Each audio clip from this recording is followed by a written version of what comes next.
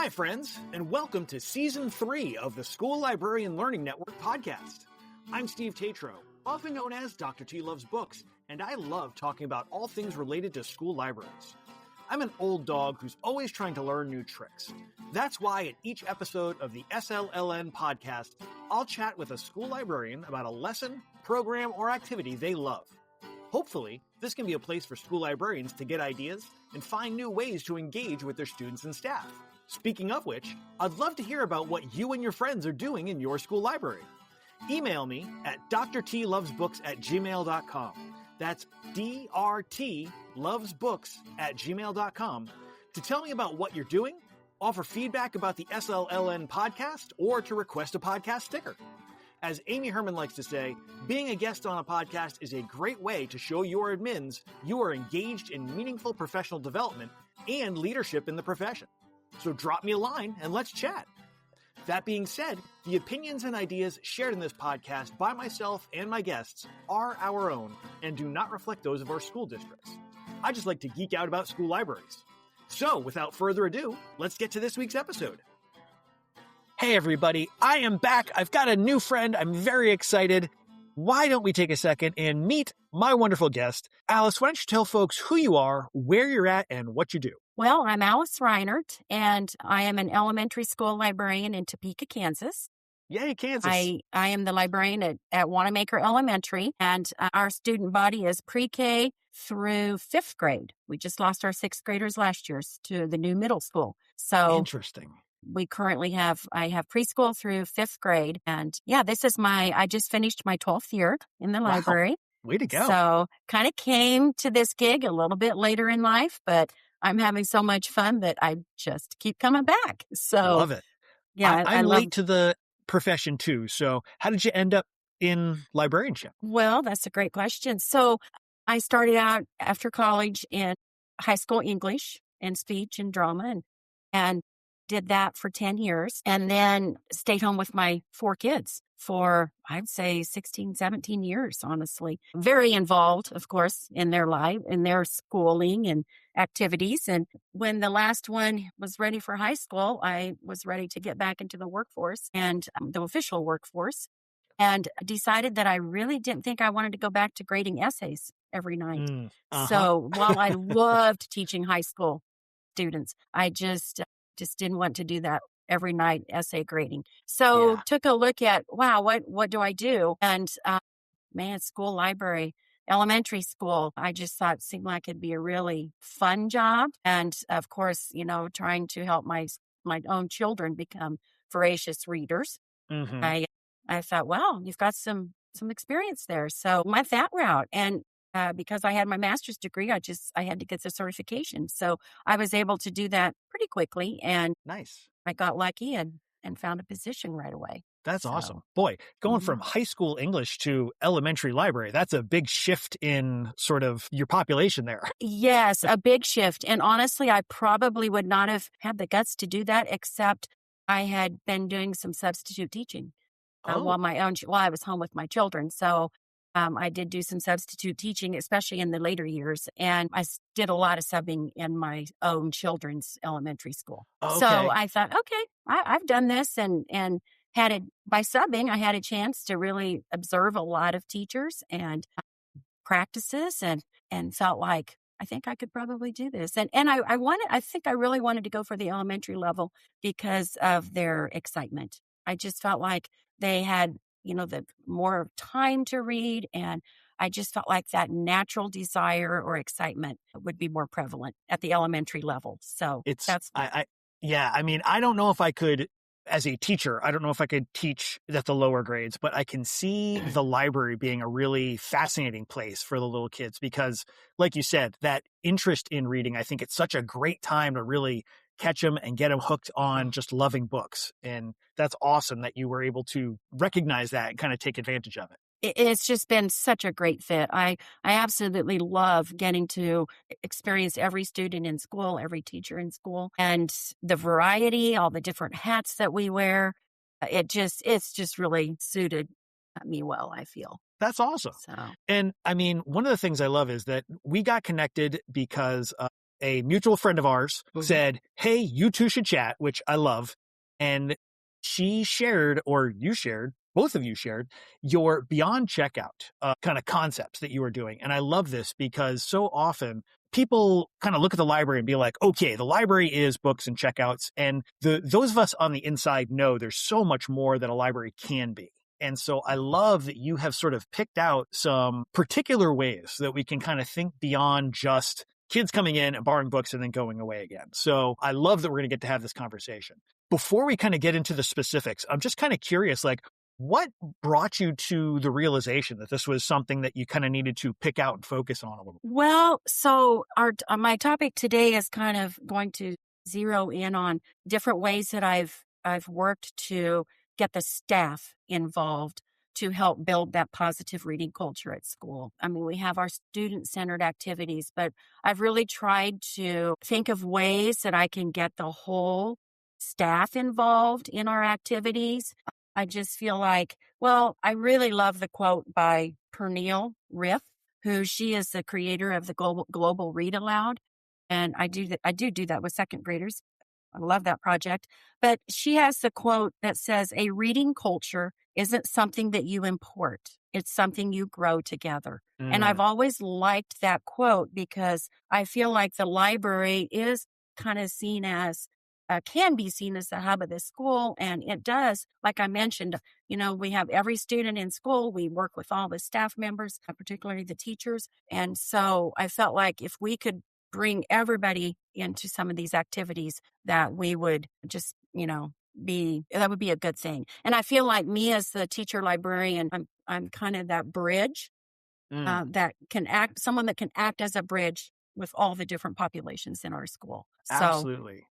And I mean, it's such a good point that we need to think about our teachers and how we can have them as partners in what we do, because so often we are the only ones in our space doing what we do. And so when we can get those extra brains and extra bodies and extra ways of looking at and doing stuff, it doesn't just help us, it helps the students and helps the school. So it's brilliant that you are really thinking about how do I get my teachers engaged and involved with the love that. Yeah. Well, you put that very well, because that is kind of what we try to do And you're doing it super well. I got to say, like, based on what you have shared here, so great, like so wonderful that you are thinking this through and bringing it to your teachers. Well, and I will also, preface with, I have a fabulous staff. I very much have a reading staff. They do a lot of reading for pleasure. They support reading with their students. And I feel very lucky in that respect, because some of the activities that we do, it pulls in a lot of staff members. And it's because they support reading and they're readers themselves. A lot of them are. So I feel like they've kind of made my job easier because of that. Yeah. Well, and it's funny because I think people outside of education think of teachers as like, oh, they must always have their heads buried in books and, always engaged with different kinds of literacy and reading. And it's not really necessarily the case. It may be at some point that stereotype, had its origin someplace. But these days, there's so much going on in the classroom that teachers are not just in the classroom, but like beyond school hours. Teachers are so busy doing school tasks and then trying to live their own lives. And I feel like I hear a lot of my teachers saying, I wish I had more time to read. And so I love that you've got a staff that really is engaging with literacy on their own. Yeah, it's amazing. So one of the activities that we do, and we've started including the staff members, I'm going to say it feels like a while, probably 6-7 years now. 6-7. But anyway, we do the Battle of the Books. We do a Battle of the Books competition at the end of the school year. And prior to that, it had been 5th and 6th grade students. And so when I came, I was like, wow, first of all, let's include 4th grade and also the staff, because, hey, why not? Maybe we could get enough to form a team. And so that first year, we do this with our state award books. That's what we use for the books for our Battle of Books. Okay. And that we meet all through second semester. Once a month, I meet with the students, and they choose the books. They get into teams. They choose the books they divide the books up that they're going to read, and then as a team, they answer questions and quotes and tell what William Allen White book that question or that quote came from. So it's kind of it's a pretty big deal, and they have to read those books really closely. So anyway, I do that with the students. And so the first year, the teachers had enough for, I think we had 2 teams. One year we had enough for 3 teams. I had 21 staff members sign up for Battle of the Books. And so what we do is those 3 staff teams do their competition, their tournament. We end up with a winning staff team. And then the students, I had 60 students last year participate, which was a record for us. Wow. And we get a winning student team. And then the last round is the winning student team versus the winning staff team. And so in our principal acts as the MC, the narrator, and he does a fabulous job, makes it a lot of fun. So this year, for next year, we've already signed up. The staff has already signed up for next year. And I have 19 staff members. I have enough for 3 teams. Wow. And I'm so excited because we have a fabulous cross-section of our school. For the first time, we have a cafeteria staff member participating. One of our 2 school nurses is participating. We have teachers. We have paras. We just have a fabulous cross section. I'm really excited for next year because we've even pulled in, like I said, the cafeteria staff member. She's like, I really don't know how this works, but hey, I'm good to go. So that's all you need is the enthusiasm. I love it that kids are seeing, the nurse, the cafeteria staff getting excited about reading. Yes, absolutely. And it's funny, as with so many great ideas, it seems so simple and so basic, but I never thought of it until you said, why not invite the staff to be part of Battle of the Books? Simple concept, and yet never in a million years would have occurred to me. And so I love that you are kind of thinking beyond what we usually do and saying, these are things that we can absolutely involve the adults in as well. And like you said, how awesome for the students to see that the adults are getting excited about reading in this way. Yes, and it's a lot of fun because there's a lot of smack talking. Oh, I bet. That takes place between the students and the staff. This year we were meeting in the library. They bring their lunch, and that's when we meet. And our social worker was on a team, and her room is right next to the library, and she passed through several times, and she would be like, hey, you're going down. And, and the students, it's a fun, friendly competition between the students and the staff members. That's awesome, man. So I love when we get the opportunity to kind of let the kids see us in a different light instead of just being the authority figures or whatever. Being in competition with the teachers is a fun thing when we can arrange it in a way this is so wonderfully productive and literary, and no matter what happens, everybody is coming out ahead in the long run. So I love this way of involving, connecting the students and the staff. Yes. And, 1 year, so this was the first year the staff members won that final round by a narrow margin. In the past, the students have always won. So, it's just it's so good for their confidence and their enthusiasm for reading. It's been really fun to watch that. That is a brilliant, brilliant way to bring the staff into what's going on with literacy in your school. And that Battle of the Books is often a library program, but it's not necessarily a library program. And I love that you've not just taken ownership of it, but have sort of broadened it out in an interesting way that, like I said, it never would have occurred to me in a million years. But once you said it, I was like, well, of course. So I hope other folks out there are having that same thought and going, oh, yes, my staff is definitely going to get involved next year. Yeah, it's a lot of fun. I think the first activity that I think I did that involved staff a number of years ago was the picture book challenge. So November is National Picture Book Month. And 1 year I decided we would do a picture book challenge. And I don't know if you've seen the sticker posters. There's 4,000 stickers for a poster. And so we put that on the bulletin board with just the title. I think it was called Get Wild About Picture Books. And I didn't tell the students what that picture was. And so every picture book that was read, they got to put a sticker on the poster. And it's a pixelated poster. So at the end of the hallway, you can really see things come together. And our bulletin board is at the end of a very long hallway.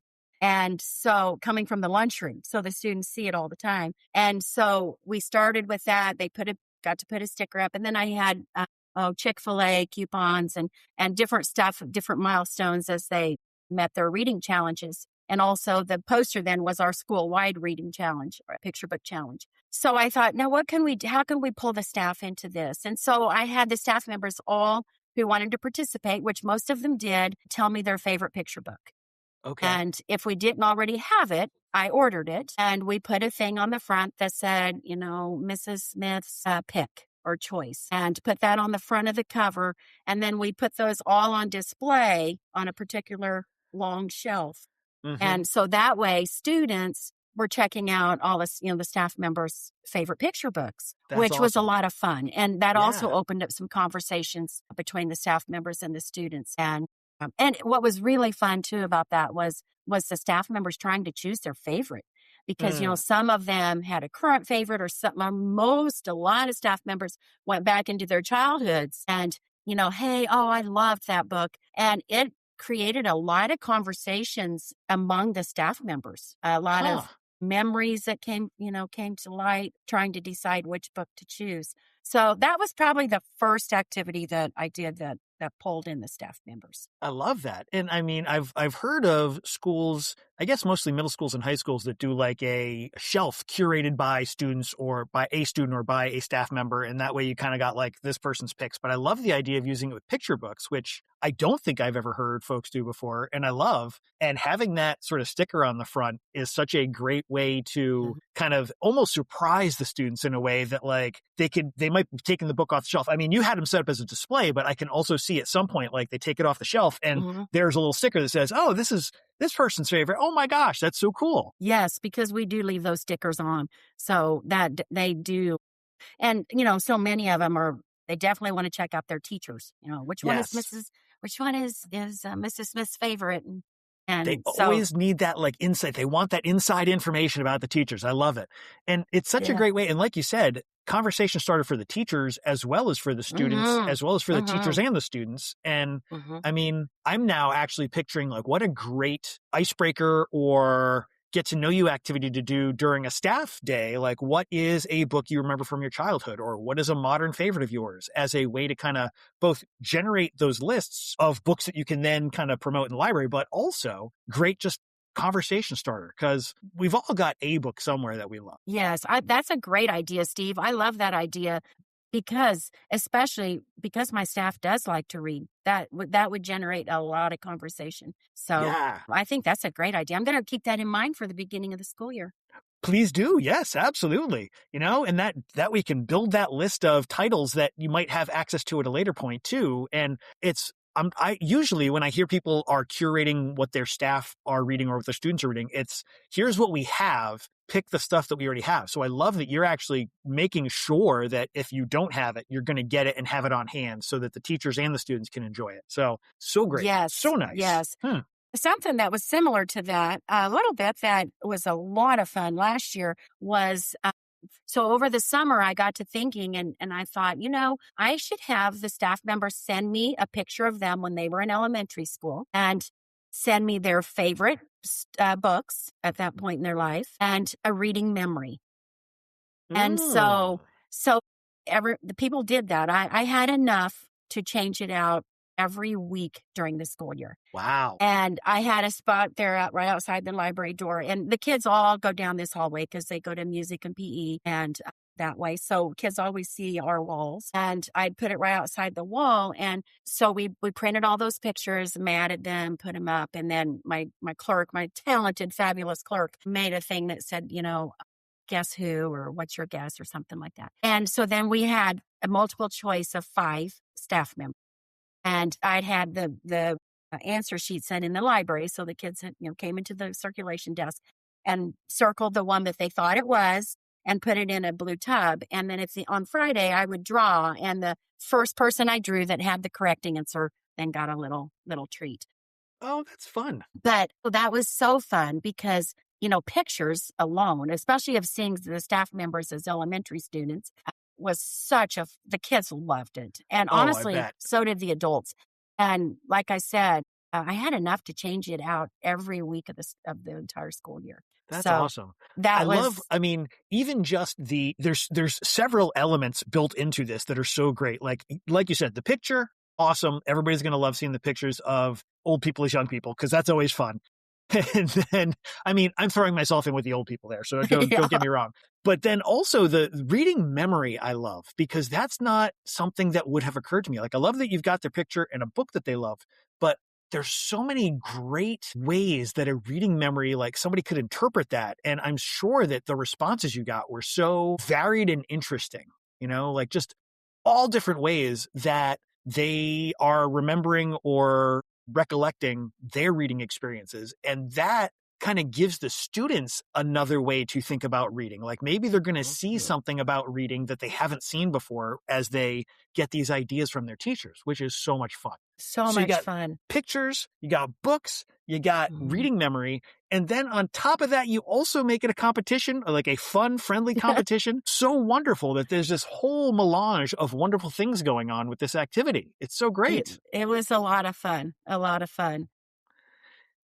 Now, is this something that you do regularly, or is this like I did that last year. This year, I actually did a library trivia contest. And so that was for it was student-centered. But I had a different question about the library.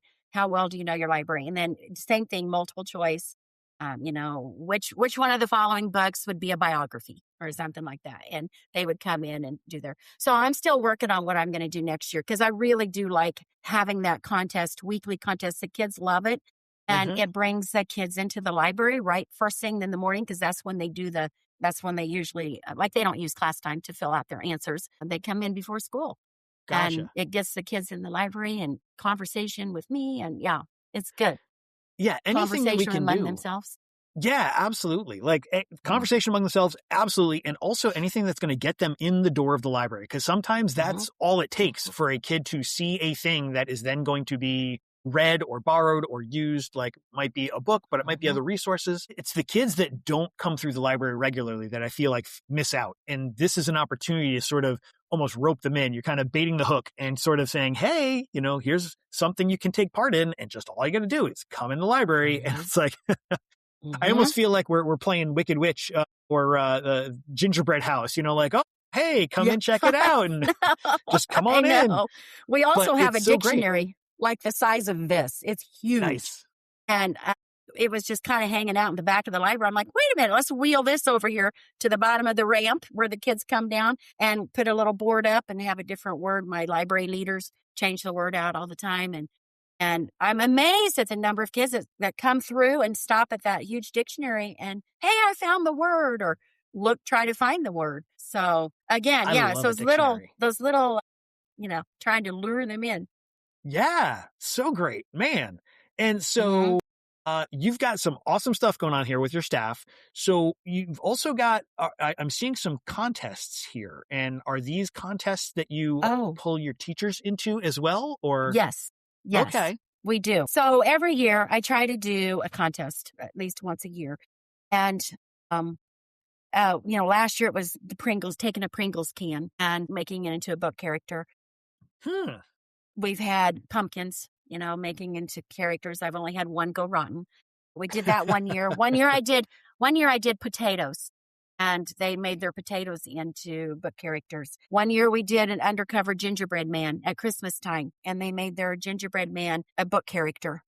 And one year we had a library holiday tree. They made ornaments with doing book characters. And I said we called it a tree farm, because we ended up with having to do 3 different trees. I think I had 150 kids submit ornaments that year. And I always just number them. First, I number them, and then I keep track of the names, of course, but the names are not visible because we do make it a contest. And what we do for the contest is I invite for a week the staff members to come through and vote for their top 5. And so that's kind of how we do that, but kind of make it a contest. I would say I've done this one twice because it was so popular. And my staff also would say to me, that was my favorite. Let's do that one again. And it's called Pets Caught Reading. And I had a lot of staff members get involved with that one, because so students would try to catch their pet reading, and so creative. And also like the book choice. Like I remember one year I had a student had a pet fish, pet goldfish. And I can't remember the name of the book, but it's, they try to tie the book in with the pet sometimes. I gotcha. And like, for instance, one time this student had an iguana and this book was reading a nonfiction book about iguanas. So it's just, that's a really fun one. And we've done that one twice. And that's a very popular contest. Everybody loves pets, right? Absolutely. And I'm imagining how much fun it would be to try and pose your pet with a book and figuring out all the different permutations and possibilities. And like, can I get my dog to sit in the chair near a cup of tea while he's, just like all the different ways you could have fun with that. And bringing the staff in as voters is so clever, because now you're taking some of the onus off of, I'm going to be the arbiter and judge of all things, and helping to sort of spread that around. But also like a great way for the teachers to be involved in a way that's very, very low stress for them. Like, walk through, pick some things, walk away. So making it simple. And a lot of the staff members participate in these for sure that contest. Oh, they put in their own entries. A lot of them did put their own pets in there. Yes. Love it. Of course, they won't be one of the, winners, but they just have fun with it and participate. So they're always invited to participate. I invite the staff to participate. This year we did the Kleenex box. We did a Kleenex box and they made them look like characters. And those were very creative. I had a big turnout for that as well. A few staff members participated in that, but it fell during a book fair time. So we set up 3 big tables out in the hallway there for parents to see it at Parent Teacher Conference and Book Fair. That's awesome. That was a fun contest this year. And then the students could give the teachers or give their box to their teacher if they wanted, or they could take it home, whatever they wanted to do. That's awesome. And I love too, like I hadn't thought of that, but that's another great element of what you're doing with the contest is here's a piece of advocacy that you can sort of showcase or show off to visitors, parents, whoever happens to be coming through the building. So, hey, look what our library does. Look what our students do through the library. Look how our teachers interact with the library. Look how our teachers and students interact. Like all these great layers to this that are on display when you're able to kind of put this out and let people see, here's what, other stuff besides just reading a book. There's thinking about books. There's talk about books. There's contests. There's ways that we are building our community of readers. And that's such an important thing. So this is so wonderful that you have all these different ways. It's great that you're bringing the staff in, but it's also such a great piece of, like I said, piece of advocacy, a piece of advertising for what the library does beyond books. So great. So clever. Well, and every time after one of these contests, I say, oh my gosh, the absolute best part was hearing those kids tell me why they chose the book or the character they did, how they made it. And I bill this as a family project. Yes. I've had people say, well, how do you know that the kid did it? And I'm like, you know what? If a parent helps them, mission accomplished. Man, that's my goal, is to get those kids, talking about books with their parents. And that's even better if they work together on this project. So I bill it as a family activity. That's great. Like this year, it happened to fall. We had a snow day, and I had several parents reach out to me and say, "Oh my gosh, this was perfect! It gave my kids something to do today." I try to plan it like over when we have a week off at Thanksgiving, or in January when it's a little slower sometimes. So yeah, it's. I love that we're also trying to pull in those families. Yes, definitely. Yeah, anytime we can make that family connection. And like you said, getting students, if the parents are going to help with one of these projects, the parents have to know what's going on in the book, which means the kid either has to talk about the book or the parents have to read the book. And either way, you're building that family literacy connection, which is so great. Boy, so many things about this that are so cool. Boy, really loving this. It's a lot of fun. It's a lot of fun. The kids I just absolutely love hearing them talk about why they chose what they did and why they chose to decorate it the way they did. A lot of times, they'll need help with the glue gun, especially the littles. So parents will get involved that way too, but yeah, it's a lot of fun. And also like the hands-on stuff and bringing in sort of an artistic element or a design element you're giving an opportunity to those students who maybe aren't your top readers or, maybe aren't the top in their academic classes, but here is an opportunity for them to show skills in a different way, which is also awesome. Yes. Thank you for bringing that up, because that is very true. Very true. It helped. It lets some of these kids shine that don't always get to shine. Yeah. And they can do their creativity in a different way. Something else that I like to do with the staff, I try to do something every year, is just a staff kind of, what do I want to call it? Just a gathering after school one day in the library. So one year in December, a few years ago, I did this in December and had some jazz music playing or some, I guess for December, it was Christmas music.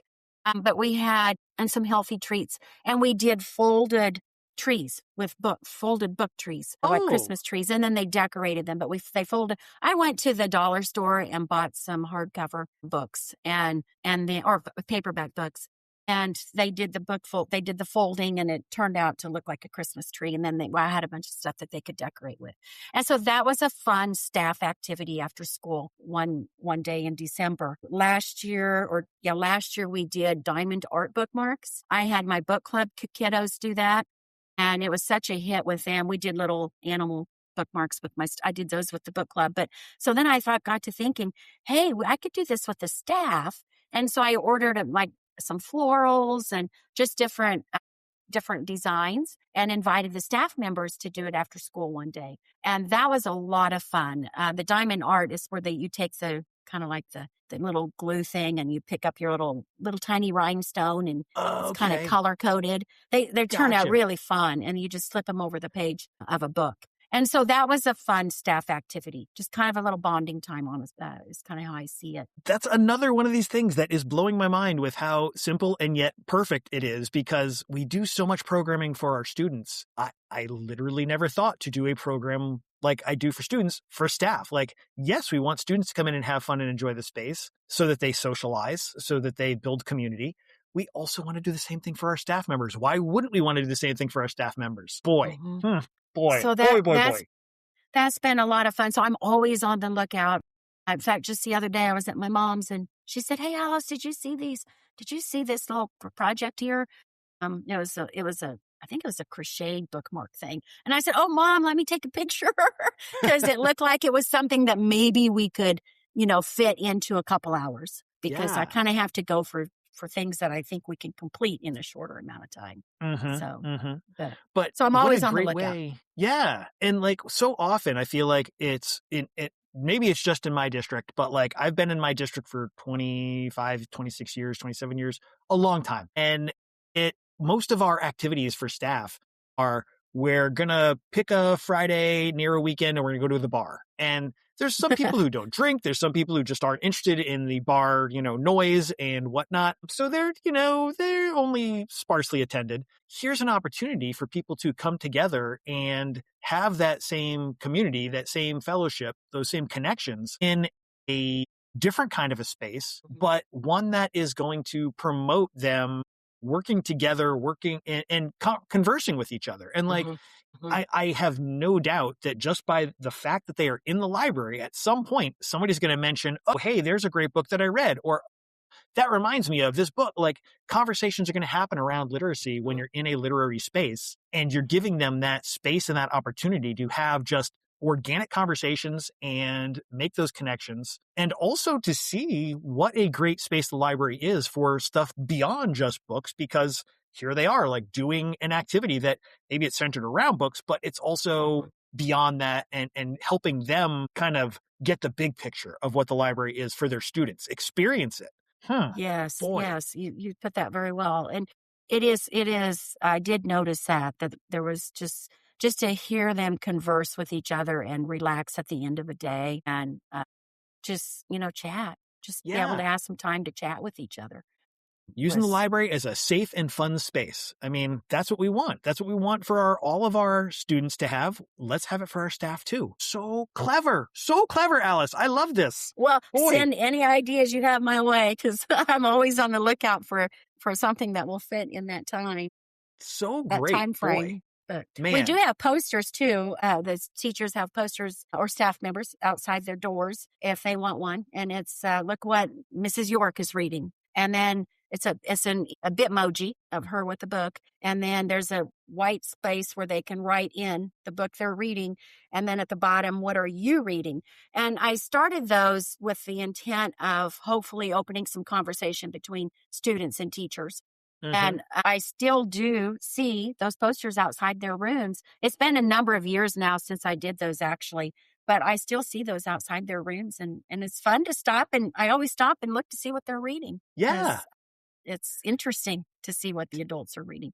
Sometimes Definitely. it's a kid book. Sometimes it's an adult book. Absolutely. And that's the great thing. Like sometimes I feel like our teachers in my building, I often will ask the teachers for recommendations for our newsletter. And at first people were like, well, I read this book. I really enjoyed it, but it's really not for middle graders. I was like, it doesn't matter if it's for middle grade. This is, adults also read this. We're sharing with each other as much as we're sharing with the students. So just bring those recommendations and maybe you'll have a conversation, maybe with a student about the book that they may not be reading the book, but maybe they're interested in the topic or they've heard of the author or they might say, my parent is reading that book. Like now you've got this talking point. And including the question at the bottom, what are you reading, is such a clever addition. Like I've seen lots of the outside the door, here's what I'm reading, but that just having that question, what are you reading? When every once in a while, I will wear a shirt rather that says, ask me what I'm reading. And every time I have worn it, every single time I have had at least 2 students ask me, what are you reading? And starts a conversation. And having that question on there kind of opens it up to it's not just a poster. It's not just something to look at. It's a participatory moment that they can choose to take part in. And it's, again, so simple to add that question on, but so important and opens it up in a new way. So again, kudos, because clever. So clever. I love that idea. This is awesome because I'm getting ideas from you as well. So that's why I love having these conversations. Always, everybody's learning from each other. It's so good. Exactly. So good. And I see you've also got a staff's little free library on here, and I'm kind of curious how that operates. Well, so one of my staff members came and said, hey, is there a spot in the library that we could put up our books when we're finished and we can be doing some exchanging? Again, I have that staff that loves to read. And I said, absolutely. And so at first I had cleared off a shelf in my office and I used that for the shelf. And then I thought, oh, you know what? We had some open shelves behind a counter that I have, and it's right by the laminator. And I thought our staff members stand there a lot laminating. And I thought that's exactly where your eye goes. So I moved I called it the staff's little free library over to that back side. And, it works well because students don't see it. So I don't have to worry about a kid getting a hold of, it's back towards the back of the library where the laminator and the small laminator and the big laminators are. Nice. And so staff look at it as they're laminating and they go over a lot of times and check out to see what's on the shelf. Especially before summertime, there were quite a few of them taking books. So yeah, again, staff member asked about that and it's slowly growing. The little free library is slowly growing. But, that's so great. The location that you picked is so clever because we've, every so often I'll put out, here's some books, or they'll end up on a shelf in the staff room, or for a little while I had one set up in a different section of the staff room. And I think it's very easy for people's eyes to just sort of pass over that stuff when especially when they're engaged in other things in that space. And if it's in your office, how often are they in the office that they can kind of just wander by and see it? And you saw an opportunity to say, this is a place I know they will be, and it's a very low thought area because you're just kind of running stuff through the machine. What a great opportunity for them to be able to take advantage. If my library or if my office is locked, if I'm not there, somebody could still have access to those books. But I did like the fact that they were out of sight of the students. So not that there's, but they're adult books. And so absolutely. I thought that would be something else to consider. Very, very smart. Very, very smart. Boy, so many good things you've got going down here. So great, man. Well, it's fun. we use that same counter back there for what I call mystery books for the classroom libraries. And at Christmas time, we will wrap, probably 7, 8, 9 books in our school colors, red and black wrapping paper. And staff members are invited to come in and choose 2 for their classroom library. And they're mystery. I mean, they don't know what the book is. So I sort them out by grade level, and then they choose 2, and it's fun. Some of them will say, I'm going to take it back to my room and open it with my kids. Oh, yeah. Others will stand right there and open it and get excited about what they get. I try to choose stuff that's popular and, that they're going to want. And then we have some snacks back there that they're welcome to take to kind of a little decorated Christmas area. So that's been kind of a fun thing that I've added the last couple of years. That's a fun way to add another element to the literacy too, is now you are sort of helping them expand what's available to their students in the classroom space. And I mean, the excitement about opening a gift is always going to be like, ooh, what is it? What do we get? What are we going to see? So I love that you're taking advantage of that in a way to help the teachers expand their literary offerings to their students. So fun. And some of them will use it as a read aloud, and I've had the students say to me, oh, the book that our teacher got, we read it together. And so that's kind of rewarding too, is to see, the kids are a byproduct of that. That's awesome. And one of the things I love, usually when I'm talking to somebody about a lesson or activity they do, it's with the students, and you're doing this stuff with the staff, which is great. And it's benefiting the students, but it's really, we're kind of focused on the adults in the building. And when I talk about what we're doing with the students, I talk about how we might differentiate or what, challenges you might have to overcome. And one of the things I love is you are working so well and so hard at bringing in everybody in the school. Like, it's not just the ELA teachers that are benefiting from this. It's like you said, when you're doing Battle of the Books, you've got your nurse and your cafeteria workers and your paras, like all taking part, and you're really just making opportunities for everybody to take part in the literacy community of this school. So smart, so clever. And I just love the inclusivity of it, that you're not saying it's only for this people, or I've only, opened it up this far. It's just the doors are wide. Come on in, take part. The library is for all. Yes, the more the merrier. Yes, absolutely. The more the merrier, for sure. Boy, you've got so many great things going here. I love it so much. Thank you so much for coming and sharing, because there's so many great things here. Well, I appreciate the invitation, Steve, and this was something new for me, so I have really enjoyed it, and you make it easy. Thank you. I try. It's like I said, I've gotten a couple of good ideas from you too. So love it. I'm excited. I think I'm going to have to, our head secretary, she has a t-shirt business. And so I may have to go to her and say, hey, I need a t-shirt that says.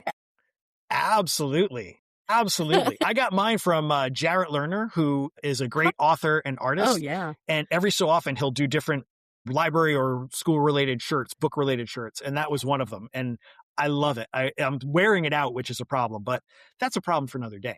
Well, that means you're getting lots of book conversations going on. And Jarrett, wow, talk about being so generous with his artwork and his ideas. Absolutely. Wonderful human being. Such a great person. Well, I think we are at the point where we're going to take our 90-degree turn and go into our book break. Book break. Squiddy. Okay, yeah. So anything you want to get on people's reading radar, something you've enjoyed, something you think they might want to know about. What do you got? What are you bringing to the table? Well, I'll tell you. So when I thought about that question, one of my all-time favorite picture books, and I'm a huge picture book fan, is 21 Steps, Guarding the Tomb of the Unknown Soldier. Oh, and interesting. I'm not sure if you're familiar with it, but No. It's written by Jeff Gotttesfeld and illustrated by Matt Tavarez. And it came out, I would say 3 years ago or so. And I just fell in love with it. I think it's beautiful. I love the words. I love the pictures. And I used it with my students for Veterans Day that year. And it's a story, or it's a book about the tomb, or the guards or the sentinel guards that guard the tomb of the unknown soldier. And it's their story, and that also of the unknown soldiers that they honor. And I just think it's a gorgeous book. So this past March, the duo, Matt and Jeff, teamed up again and they put a companion book was published called Honor Flight, and Honor Flight celebrating America's veterans. And I love it as well. I've already decided that's going to be my Veterans Day read aloud for my students this year. One of my favorite things that our school does is we do, about 3 years ago, we started a Veterans Day assembly. And the library plays a part in that. Usually we read the America's White Table, and we set a white table up on the stage. And one of our students stands up and talks about the significance of the white table. And my 5th graders make a hallway display about what the white table means to them. But I think this year I'm also going to be including Honor Flight. And it's a book about America's veterans and the Honor Flight network that works to fly these aging veterans to Washington, D.C. to see their memorials. And so many of them have not seen, the memorial for their service. And so this organization pays to fly them to Washington, D.C. so they can see the memorial. And it's very moving. I have to say, I had to have a Kleenex when I read that. But and because it's kind of a neat story in that the illustrator, Matt Tavarez, his uncle, I think, served in the Vietnam War. And he used his uncle as the main character that he modeled the main character after. And they all have a companion on this. When they do an honor flight, there's a companion that goes along with each of the veterans to take care of their every need. If they're in a wheelchair, they push the wheelchair. And so this is kind of cool. But after the book was already published, or had gone, had been written and illustrated, the illustrator actually got to be the companion for his uncle. His uncle got to do an honor flight to the Vietnam Memorial, and Matt got to be his companion. So I thought that was a really cool follow-up to the story. Yeah. Wow. I am very fortunate. I'm in New Jersey, and for many years, my school did an overnight trip for the 8th graders down to Washington, and we would get to see all the memorials and monuments. And if you ever get the chance, if you go to the Lincoln Memorial, you are steps away from the Vietnam Memorial, which also has a memorial to the women who served as medical personnel and women veterans of Vietnam, which is people don't even realize there are any, and they just got recently, not too long ago, got their own monument. And there's also a monument to the Korean War, and the symbolism of all of these different monuments and memorials. Like when you get some of the history and some of the reasoning why they did things the way they did, just absolutely mind-blowing. It's so very, very humbling to see, how many people have given their lives for our country. And it's really wonderful that we are able to have these memorials, but because they are in a place that not everybody gets to go, it's really awesome that there's an organization that helps these veterans get to see these monuments to the things that they sacrificed to help give us what we have. So that's really great. I had not heard of this organization before. Yes. And as a matter of fact, I think it's super exciting because, anybody can apply to be a companion, But yeah, I think it's a really great opportunity. And in the back of the book, in the back matter of Honor Flight, he talks about sometimes schools, elementary schools will do fundraisers, and they will raise the money for a veteran to go on to take that trip, which That's I thought awesome. that kind of is getting some wheels turning here, Yeah. And then also on the flight home, they have a mail call, and that takes these veterans, back. Mail was so important when they were all served, and so school kids will write letters to these veterans that they pass out the mail then on the plane coming home. So it's just a really neat picture book, and I thought, it's really timely too, because Memorial Day is in the rearview mirror right now, but we have our 250th birthday coming in a few weeks. And so I felt like this is a really timely time for both of these picture books. Absolutely. Wow. Well, thank you for sharing great books. Thank you for sharing great ideas. This is so wonderful. I'm so glad we got to have this conversation. I know folks are going to want to kind of keep track of what else you've got going on, because you've got so many great things going on. If they want to find you online, where should they go looking? So I will say I'm not a huge social media person. That's okay. I think, there's only so many hours in the day. Absolutely. And I can go down that rabbit hole. And so I just really don't do a lot of social. I do Facebook. I always post on our school's Facebook page and their website. Gotcha. But I have a monthly newsletter that I do. And I Okay. share all the stuff that's going on in our library.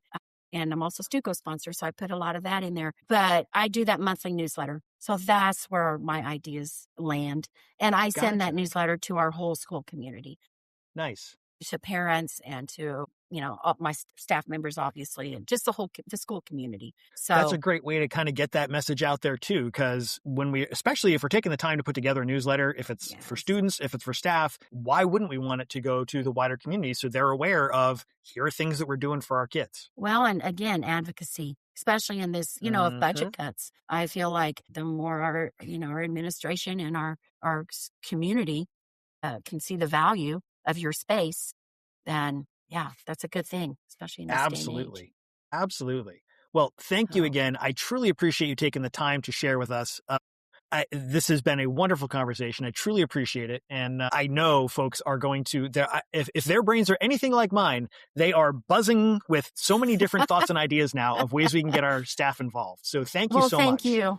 Thank you so much for your ideas and for just orchestrating this today. I really appreciate it.